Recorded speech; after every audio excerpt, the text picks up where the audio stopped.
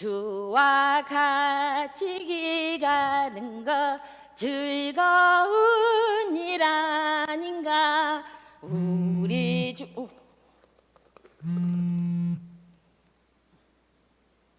응 아들 뭐 할머니, 내 발레시댁 모자 어디 있는지 알아?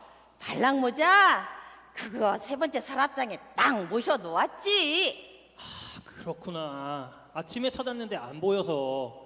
역시 우리 할머니 짱이야.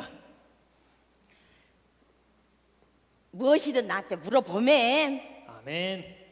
할머니, 나 오늘 늦게 가요. 오케이. 응 딸 너는 또 뭐야? 아, 할머니, 오늘 학교 끝나고 친구들이랑 다 같이 우리 집에서 모여서 공부하기로 했거든요. 혹시 간식 좀 부탁드려도 될까요? 뭐 해줄까? 날도 굳은데 김치전 해줄까? 오, 완전 좋은데 우리 할머니표 김치전이 또 최고잖아. 오케이 아무 걱정 말어. 이 할미가 친구들 뿅 가게 만들어 줄 테니까. 역시 우리 할머니. 나 우리 친구들한테 할머니표 김치전이 최고라고 엄청 자랑했어요. 오라 이 할미가 솜씨 자랑 좀 제대로 해야겠구나. 감사합니다. 그래 우리 지연이 열심히 공부해서 좋은 대학 가거든. 이 할미랑 멋지게 와인 한잔 하자. 좋지요. 할머니 이따 봐요. 그래 아이고 이쁜 내 새끼들. 아이고, 아버지 그저 우리 아이들 모두 건강하게 아무 사고 없이 잘 다니게 해주세요. 아버지. 다녀왔어요. 아이고 일찍 들어왔네. 친구들하고 저녁 먹고 온다더니. 아유, 애들이 수준이 안 맞아서 도저히 같이 어울릴 수가 없어요. 뭘 이렇게 많이 샀어? 어지간히 스트레스 많이 받았나 보네. 아니, 아유. 가진 거 하나 없는 것들이 남편 자랑에 자식 자랑을 얼마나 해야 되는지. 학교 다닐 때는 내 가방만 들고 다니던 것들이 얼굴 싹 다 뜯어고쳐서는 팔자는 폈다고 아주 그냥 자랑에 자랑을. 아우, 재수없어. 에휴, 그래서 또 열받았어요. 괜찮아. 우리 수민 엄마가 세상에서 제일 예쁘고 제일 똑똑해. 근데 뭘 이런 걸 또 이렇게 많이도 샀어. 아이고, 아니 가방이 방 안에 한가득인데 에휴, 또 쓸만한 이렇게. 건 하나도 아이고, 없어요. 아니 가방에 구멍 안 나고 물고만 넣을 수 있으면 되지. 이 비싸고 멀쩡한 새 것들이 한가득인데. 어이구. 지은이 학원 가기 전에 밥 먹으러 온대요. 응, 오늘 친구들이랑 집에 와서 공부한다는데. 아니, 걔는 또 친구들 몰려다니면서 공부만 하고 언제 공부를 한대? 아니 알아서 지가 척척 공부하고 반에서 맨날 1등하는 앤데 뭐가 걱정이여? 에이그, 지은이가 다니는 학교가 파락군이 아니에요. 반에서 1등하면 누가 알아나 준대요. 서울대 가려면 전교 1등, 두 눈에 쌍심지를 켜고 공부를 해도 될까 말까라고요. 애를 잡아라 잡아. 아니, 그나저나 애들 오면 좀 먹을 걸 준비해야 될 텐데 피자를 시켜줄까? 냉장고에 먹을 거 많어. 김치전 해달래. 아이고, 요즘 애들이 무슨 김치전을 먹는다고. 아휴, 우리 애들은 어려서부터 이 할미 손맛에 길들여서 인스턴트 식품보다도 이런 걸 더 좋아하잖아. 김치전 해주면 돼. 아유, 김치전 하지 마요. 집에 기름 냄새 배고 그냥 피자 시켜주면 돼. 아니 그게 아닌데. 근데 어차피 시켜주는 거 애 좀 기 좀 살려주게. 최고의 피자를 시켜줘야겠다. 아니 뭘 애들 오는데 그 비싼 걸. 거기는 배달도 안 되잖아. 제가 갔다 올게요. 그 먼 데를 그냥 김치전이요. 하지 마요. 김치전 하지 마세요. 아유 저놈의 옆였네. 고집하고는. 아이고 지딸 입맛을 저렇게도 모르나. 아이고 어쩌나 누구 말을 듣지. 애나 모르겠다. 해놓고 욕먹는 게 낫지. 내 새끼 실망시킬 수는 없는 거 아니겠는가. 김치전이나 해야 되겠다.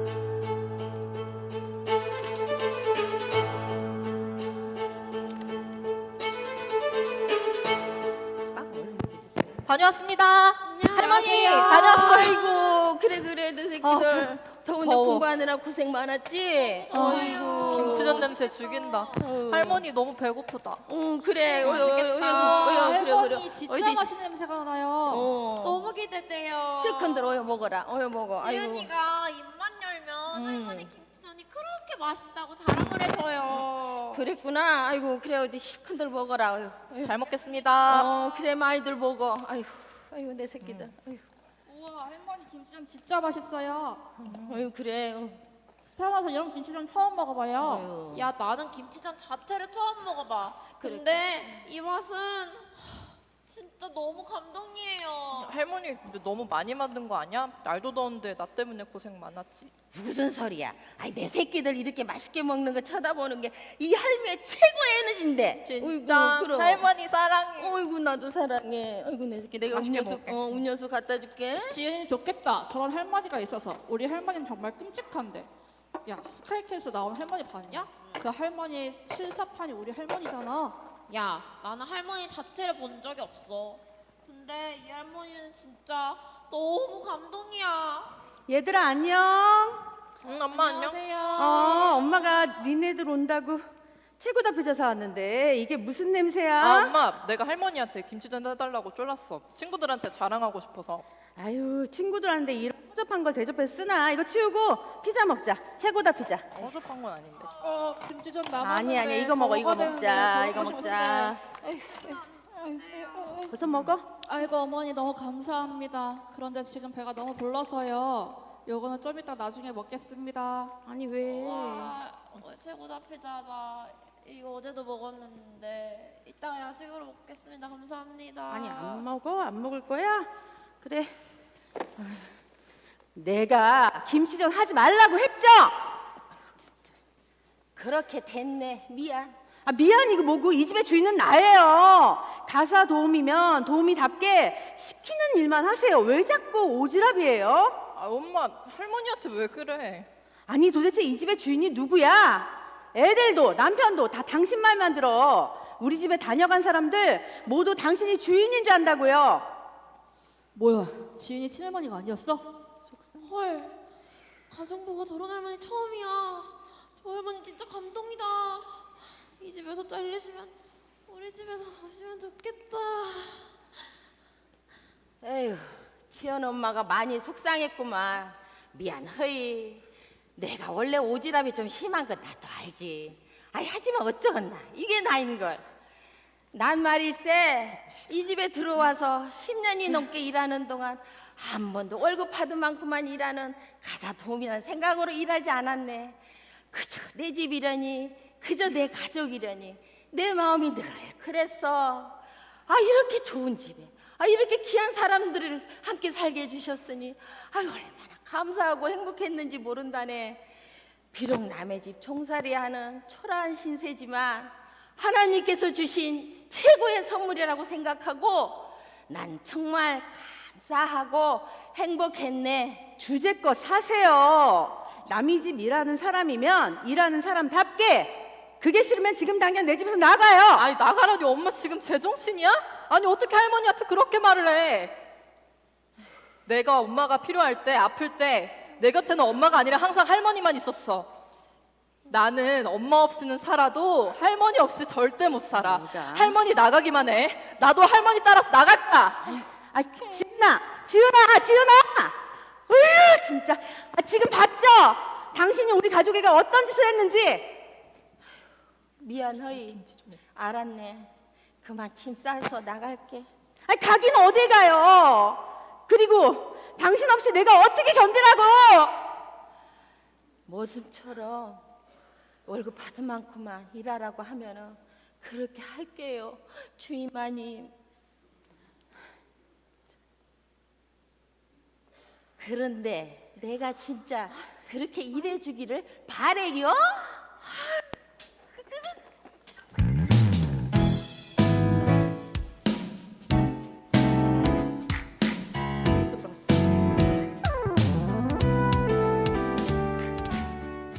오늘 스킷 드라마를 통해서 여러분들이 느꼈던 그 느낌 그대로입니다. 어떤 상황에서도 형편에서도 자족할 줄 알고 행복할 수 있었던 우리 은자 할머니. 그렇지만 또 한편 모든 것을 다 가졌음에도 불구하고 늘 불만, 불평투성이 있었던 우리 혜영 씨, 우리 이 두 사람을 우리가 비교해 볼 수가 있습니다. 그래서 오늘 말씀의 제목을 한번 자족의 은혜다라는 제목으로 오늘 보신 스킷 드라마와 연결돼서 함께 은혜를 한번 나눠보기를 원합니다. 여러분, 은자 할머니는 한 집에서 지금 10년째 일을 하고 있습니다. 가사 도우미로 일을 하고 있었습니다. 그 아이들, 우리 두 아이가 아주 어릴 때부터 길렀겠죠. 그래서 지금 한 고등학생 되었다 할지라도 정말 업어서 기르는 그런 나이 때부터 길렀을 겁니다. 엄마보다 더 가까운 이런 모습을 보게 되죠. 우리가 앞에 부분을 보고 끝 부분을 보기 전까지만 해도 집주인이 누군 줄 알았어요? 은자 할머니인 줄 알았죠. 은자 할머니가 이 집의 주인인 줄 알았습니다. 그리고 딸이고 뭐 또 손주들이고 그렇게 생각을 했을 겁니다. 그런데 반전이 일어나죠. 가사 도우미면 가사 도우미답게 일하세요 하고 화를 내는 모습을 보게 되죠. 우리가 이 두 사람을 비교해 볼 때 누가 더 행복해 보였습니까? 바로 은자 할머니가 훨씬 더 행복해 보였다는 것이죠. 이 행복해 할 수 있었던 비결이 뭐냐? 오늘 성경에서 말씀하고 있는 그 비결을 가지고 있었기 때문이죠. 찬송 부르는 신앙인이었잖아요. 그는 자족의 이 은혜를 누리면서 살아가는 사람이었기 때문에 이런 상황 가운데서도 집주인보다 행복할 수가 있었다는 거죠. 자족이 뭡니까? 문자적인 의미로 보면 스스로 족한 줄 아는 것이 자족이죠.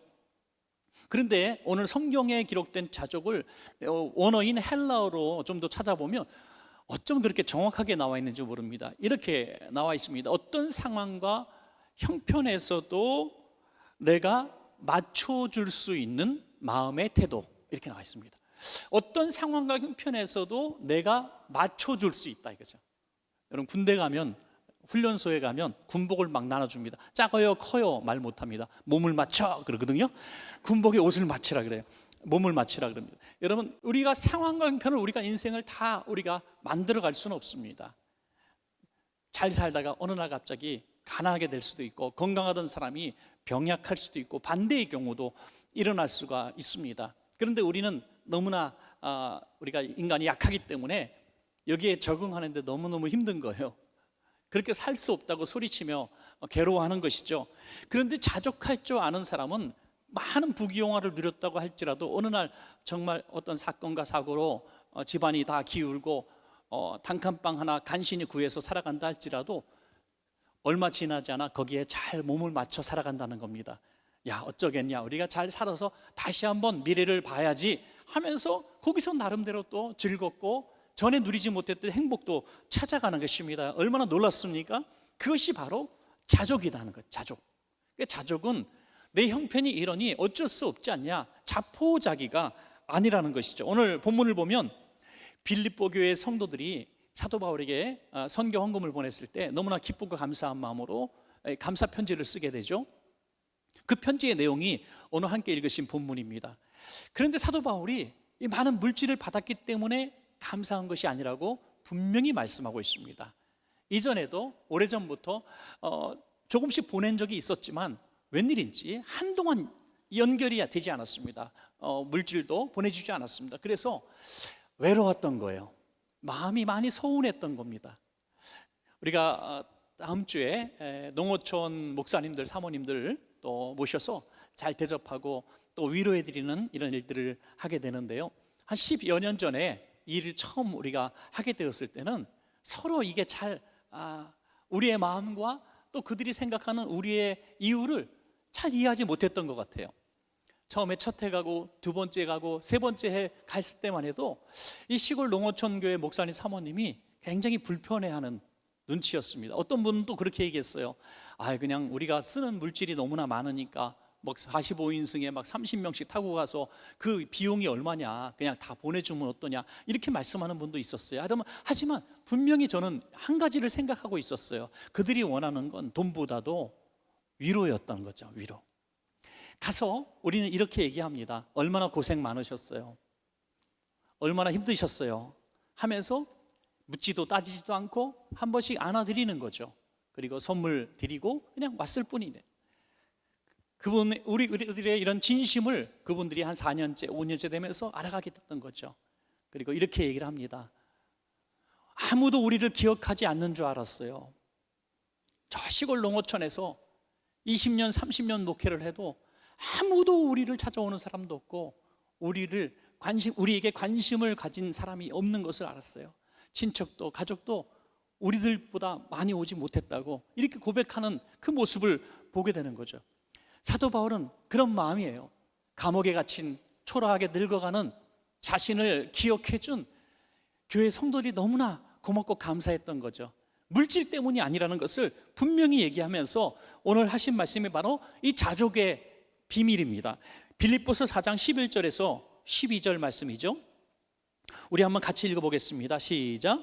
내가 궁핍함으로 말하는 것이 아니니라. 어떠한 형편이든지 나는 자족하기를 배웠노니 나는 비천에 처할 줄도 알고 풍부에 처할 줄도 알아. 모든 일 곧 배부름과 배고픔과 풍부와 궁핍에도 처할 줄 아는 일체의 비결을 배웠노라. 아멘.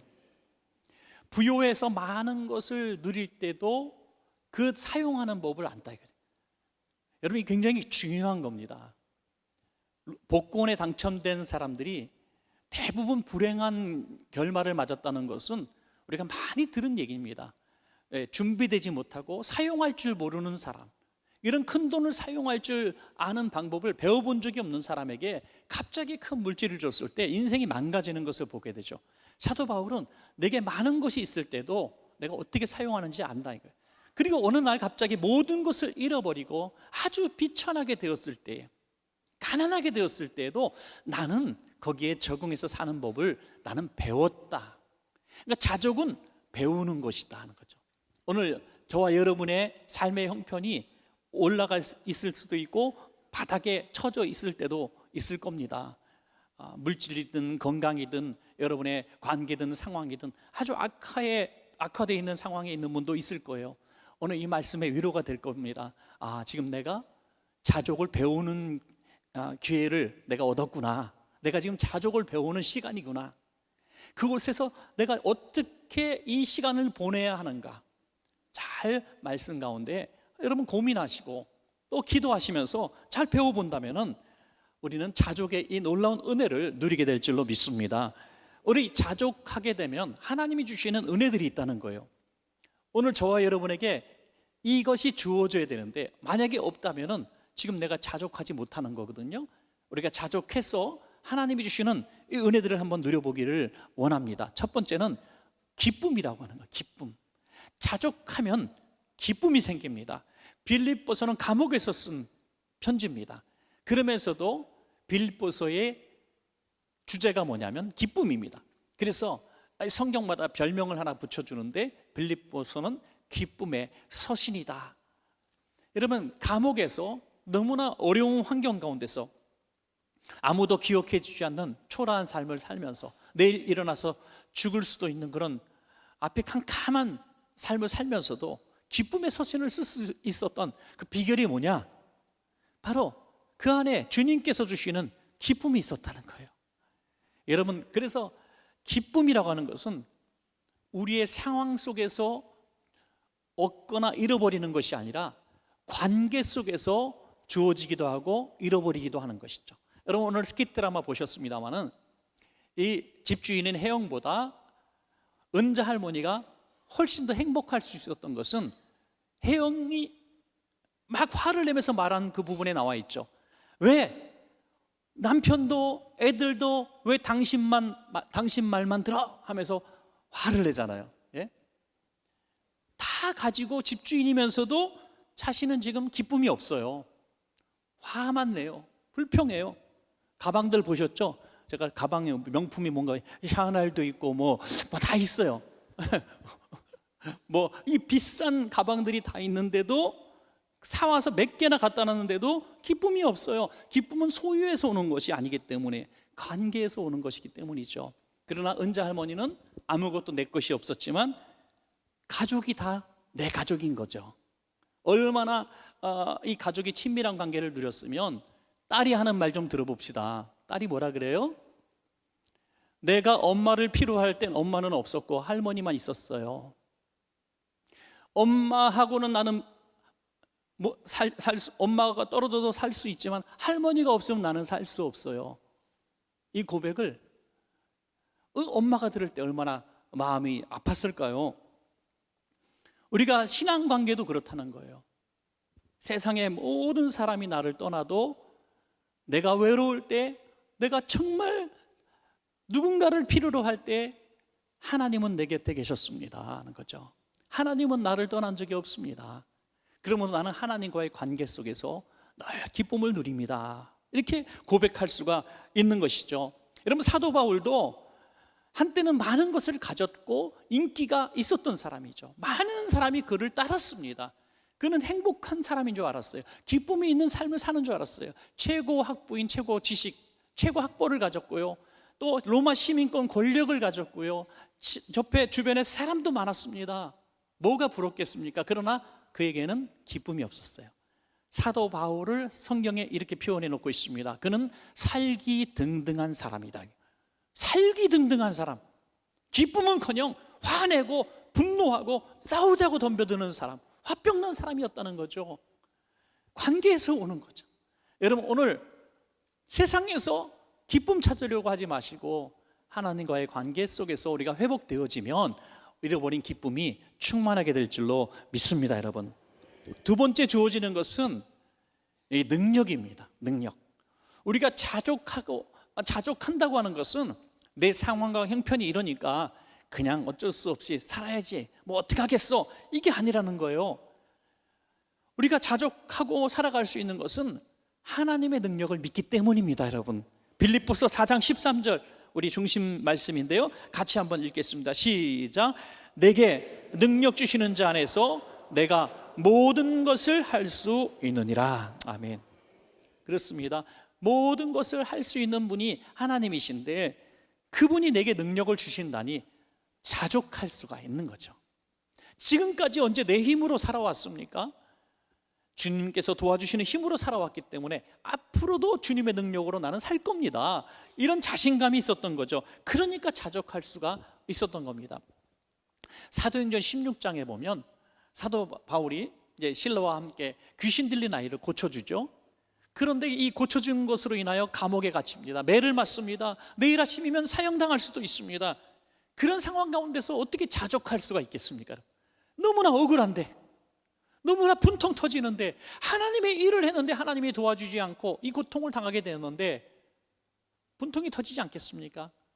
여러분, 우리가 신앙생활을 좀 잘하지 않을 때 어려운 일을 당하면 아이고, 내가 신앙생활하지 않아서 하나님한테 혼나는구나, 이렇게 이해나 하지, 어느 때보다 열심히 신앙생활하고 내가 열심히 하면 충성 좀 해볼까 해서 안 하던 봉사도 하고 막 이렇게 하는 상황 가운데서 이런 억울한 일을 만나면 더 화가 나지 않겠습니까?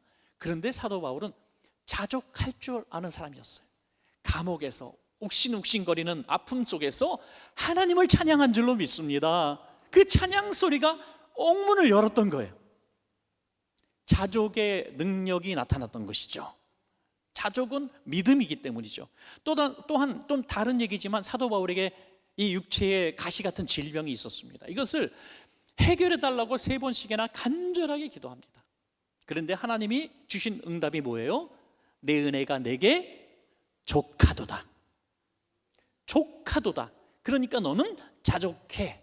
자족해. 여러분, 우리가 물질 때문에 기도하고 아픔 때문에 기도하고 상황 때문에 막 기도했어요. 그런데 응답이 원하는 응답이 아니라 족한 줄 알아. 자족해라. 왜 그러셨을까요? 자족하니까 사도 바울이 조건으로 내걸었던 그 일을 더 잘할 수 있게 된 거죠. 사도 바울이 이런 조건을 내걸었습니다. 하나님, 나를 고쳐주시면 내가 더 열심히 헌신하겠습니다. 이렇게 기도했을 거예요. 그런데 고쳐주지 않음으로 말미암아 지금보다 더 큰 일을 할 수가 있었다고 성경은 말씀하고 있어요. 왜? 내 능력이 내게 머물게 하는 비결이 뭐냐? 자족이다. 이렇게 말씀하고 있기 때문입니다. 사랑하는 여러분, 우리의 상황이 불리하고 여전히 힘들고 어려워서 이것만 벗어버리면 더 내가 날아갈 것 같고 더 큰 주님의 영광을 돌릴 것 같은데 하나님과 우리는 흥정해서는 안 된다는 거죠. 하나님, 이 돈 문제 해결해 주시면 제가 충성하겠습니다. 내가 더 많이 선교하고 구제하겠습니다. 내게 건강 주시면 내가 나가서 전도도 하겠고 봉사도 하겠습니다. 조건 걸지 말라는 거예요. 지금 상황 이 모습 이대로 족한 줄 알고 언제 내가 내 능력으로 일했습니까? 하나님, 80세 모세가 젊을 때 왕자로서 하지 못한 일을 하게 했던 것처럼 지금 이 상황 이 모습 이대로 주님의 능력으로 내가 일하기를 원합니다. 그럴 때 이 자족에 하나님의 능력이 나타날 줄로 믿습니다. 여러분, 마지막 세 번째는 채움입니다. 채움. 빌립보서 4장 19절입니다. 함께 한번 읽겠습니다. 시작. 나의 하나님이 그리스도 예수 안에서 영광 가운데 그 풍성한 대로 너희 모든 쓸 것을 채우시리라. 아멘. 또 혜영과 은자 할머니 비유를 좀 들겠습니다. 누가 더 쌓아놓은 것이 많습니까? 당연히 이 혜영 씨가 가진 게 많아요. 자식들도 있고요, 집도 있고요, 돈을 많이 벌어준 남편도 있고요, 또 이렇게 좋은 가사도우미 할머니도 두고요. 만족할 상황인데도 그냥 밖에서 친구들 좀 만나서 기분 나쁘다고 화병에 걸려서 투덜거리고 있는 이 모습을 보게 되죠. 절대로 이 쌓여진 재물 때문에 내가 갖고 싶은 거 다 가졌다고 해서 절대로 우리는 만족하며 살 수가 없습니다. 그러나 이 은자 할머니 보십시오. 가진 것이 있습니까? 만약에 식구들이 부요했다면 그렇게 남의 집에서 10년 동안 가사도우미 하도록 내버려 뒀겠습니까? 아닙니다. 외로웠을 거예요. 힘들었을 거예요. 그때 이 은자 할머니가 기뻐할 수 있었던 것은 내일 죽을 것 같았고 내일 병들어서 쓰러질 것 같았고 했는데 하나님이 하루하루 힘을 주셨기 때문에 10여 년 동안 지내올 수 있었던 것이 하나님의 은혜였다는 거예요. 은혜. 그러니까 지금 더 어려울 때도 하나님이 도와주셨는데 앞으로 하나님이 나를 버리시겠는가? 그러니 웃을 수 있었던 거죠. 집에 비록 은행의 통장에 잔고가 없어도 내가 집 한 칸 마련하지 못했어도 자식들이 없었어도 그냥 만족하면서 찬양하면서 살아갈 수 있었던 것은 채워주시는 하나님을 기대했기 때문입니다. 사도 바울은 오늘 감옥 안에서 내게 모든 것이 있고 나는 풍족하다라고 고백했는데 그거는 거짓말이라면 거짓말이죠. 여러분, 감옥 안에서 풍족할 게 어디 있습니까? 모든 것이 어떻게 있을 수 있습니까? 정말 부족할 거예요. 아무것도 없었을 거예요. 너무 힘들었을 거예요. 부끄러웠을 겁니다. 죄수였습니다. 그런데 내게는 모든 것이 있다라고 말할 수 있는 자신감이 어디서 나왔는가?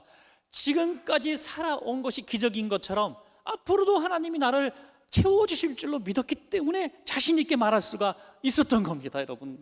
여러분 지금 내일이 두렵고 내일 어떻게 먹고 살지, 내가 이제 은퇴했는데 앞으로 어떻게 노후 생활하지 염려되시는 분이 있으면 조금만 시선을 뒤로 돌리셔가지고 여러분 정말 어려웠던 과거를 한번 생각해 보십시오. 지금보다 훨씬 더 어려웠던 데를 생각해 보십시오.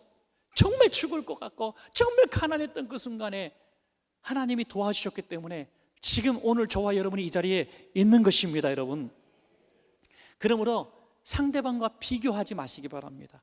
내일 일을 염려하지 마시기 바랍니다. 이게 자족이라고 하는 거죠. 저는 이 자족할 내일 일에 대한 두려움, 지금 내 상황에 대한 부끄러움, 이런 것들을 저는 한마디로 이 수치심이 아닐까.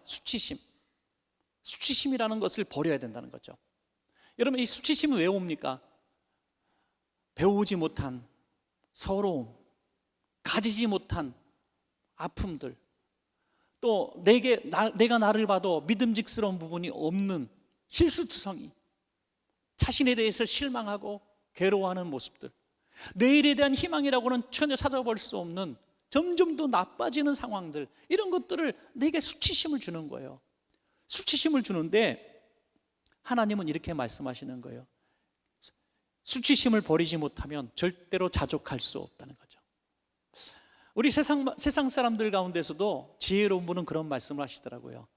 야, 가난한 게 왜 네 죄냐? 너 죄가 아니야. 너 잘못이 아니야. 야, 배우지 못한 거 왜 너 잘못이라고 생각해? 수치스러울 필요 없어.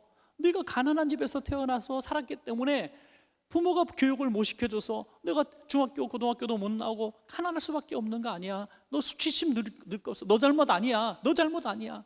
그런데 수치심을 그런 내 죄악으로 생각하는 이 모습이 있다는 거예요. 수치심과 죄는 다른 거예요. 죄책감은 다른 거예요.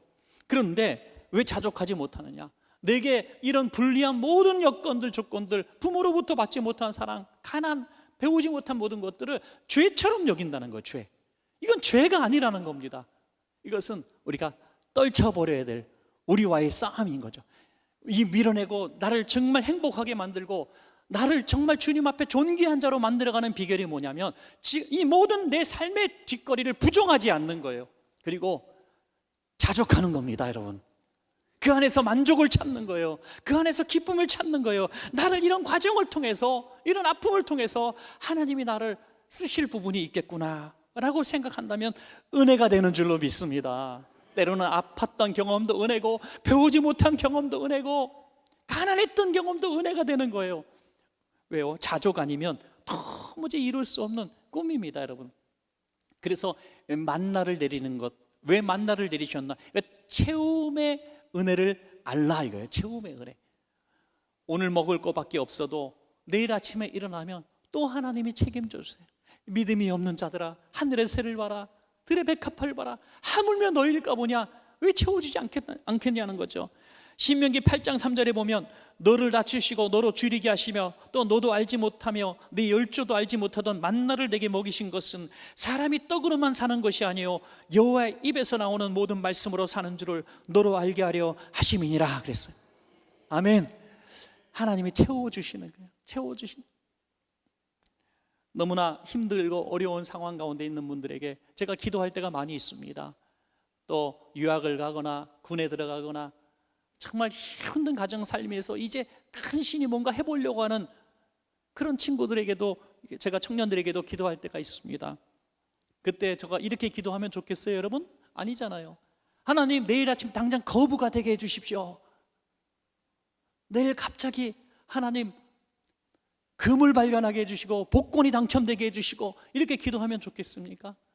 이건 그리스도인의 합당한 기도의 모습은 아닙니다. 하나님, 지금은 비록 열악하고 가진 것 없고 아무 의지할 데 없는 청년이지만 하나님, 그곳에 갔을 때, 그 일을 할 때 하나님 동행해 주시고 내일 먹을 것 내일 챙겨주시고 채워주셔서 줄이지 않게 하시고 하나님 그 길을 인도해 달라고 기도하는 것이 옳지 않겠습니까, 여러분? 하나님이 함께 하시는 것이 은혜이기 때문이죠. 쌓아놓을 것 잔뜩 주시고 하나님이 떠나가 버리시면 그것이 무슨 복이 되겠느냐 하는 것이죠. 여러분, 말씀을 맺겠습니다. 오늘 저와 여러분에게 오늘 드라마에서 본 것처럼 가장 행복한 집주인이 누구냐, 우리가 볼 수 있었던 것처럼 우리가 이 세상에 살아갈 때에 우리가 바로 이 가장 행복했던 그 사람이 내가 되기를 원합니다 해야 된다는 거죠. 그 비결은 바로 자족이라는, 그리고 그 비결의 자족의 증거 3가지가 있어야 자족하는 사람이라는 증거입니다. 내게 기쁨이 있는가? 지금 삶에 기쁨이 있는가? 비교가 아닌. 또 하나, 내게 하나님의 능력이 있는가? 그리고 마지막으로 하나님이 내일 또 나를 채워주실 줄로 내가 믿는가? 이것이 내가 자족할 수 있는 비결입니다. 저와 여러분 모두에게 이 놀라운 은혜가 있기를 간절히 축원합니다.